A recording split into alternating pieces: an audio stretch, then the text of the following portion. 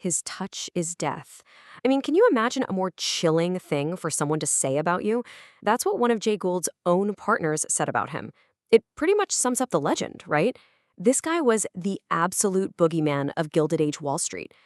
Yeah, for more than 100 years, Jay Gould has been the poster child for the whole robber baron thing.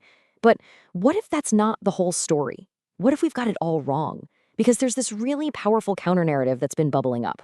So how did this one guy become the most feared, most hated, and honestly, the most misunderstood person of his time? That's what we're digging into today. Because look, if you want to understand the Gilded Age, you have to get your head around Jay Gould. He was this incredible mix of myth and, well, financial genius. So where did the legend even come from? Well, first, you gotta look at the caricature, the villain, the guy who was basically created in the pages of the New York newspapers. And let me tell you, they hated him. They painted this picture of a demonic genius, sitting back and pulling all the strings of the economy just to line his own pockets. And his power? It was genuinely terrifying. I mean, at his peak, his empire controlled 15% of all the railroad track in America. And hey, if you wanted to send a telegram, well, you had to use his company, Western Union. He basically had a stranglehold on the two biggest industries of the 19th century, transportation and communication. That's a staggering amount of influence. Okay, so a reputation like that doesn't just come out of nowhere, right? It was really forged in the fire of two absolutely legendary Wall Street scandals. And these two events would define him forever. First up, you have the Erie Railroad War. This is wild. He literally printed fake stock certificates in a basement to fight off a hostile takeover from the one and only Cornelius Vanderbilt. And then came the big one, the Black Friday gold scheme. He tried to corner the entire U.S. gold market. Think about that. He wanted to buy up so much of it that he controlled the price. When the whole thing came crashing down, it basically set the American economy on fire. A mob literally chased him through the streets. He needed bodyguards for the rest of his life after that. So yeah, those two events pretty much sealed the deal on his reputation as a pure predator. But, and this is a big but, this is where the story gets really complicated. Is that all he was? Because when you start digging into the historical records, especially the work of historian Maury Klein, a very different picture of the man starts to emerge. All right, so if we're making a case for the defense of Jay Gould, Exhibit A has to be his absolutely spectacular turnaround of the Union Pacific Railroad. This wasn't just him playing the market. This was a complete masterclass in how to create real, lasting value. Look, before Gould got involved, the Union Pacific was a train wreck, no pun intended. It was a total disaster, a financial basket case, mired in scandal and just run into the ground by a bunch of terrible managers. Everyone, and I mean everyone, expected Gould to just swoop in, pick its guns clean, and leave it for dead. But he did the exact opposite.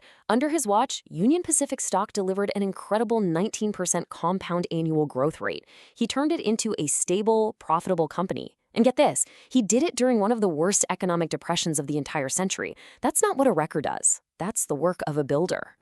So what was his secret sauce? How'd he pull it off?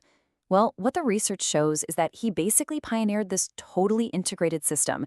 His strategy, super flexible. His investments, perfect timing. His financing, really innovative stuff to restore the company's credit. And here's the kicker, the part that surprises everyone. He was intensely hands-on with the day-to-day operations. It was this whole vision that was so much bigger than just playing the stock market. Okay, so this completely different view of Gould means we have to go back and look at those popular myths about him. So let's do a little myth busting, shall we? Let's tackle some of the biggest ones. All right, myth number 1. Gould was this cold, friendless loner who stabbed everyone in the back. The reality?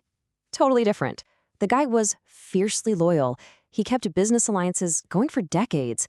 In fact, you could argue his biggest flaw as a manager was that he was too loyal. He had a really hard time firing friends, even when they were doing a bad job.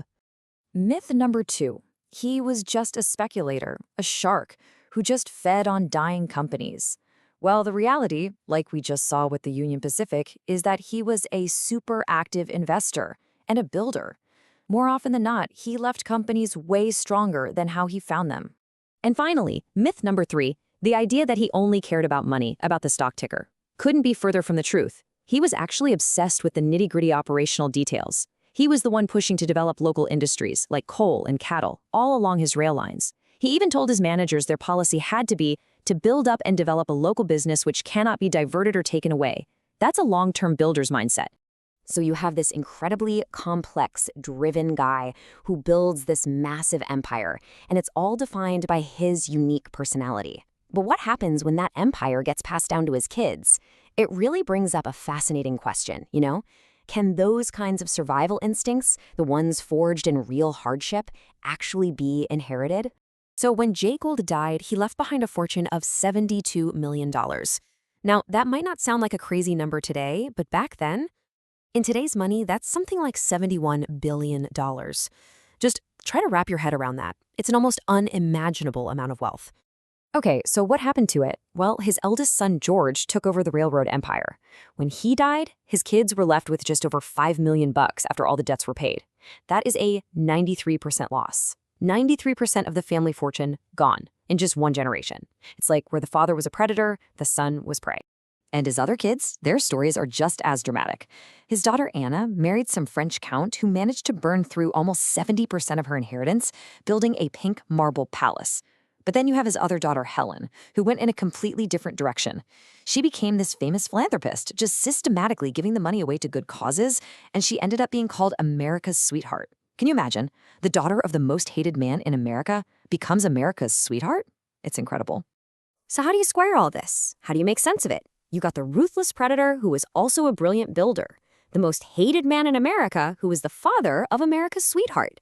To really get the man, you have to find a way to reconcile all these crazy contradictions.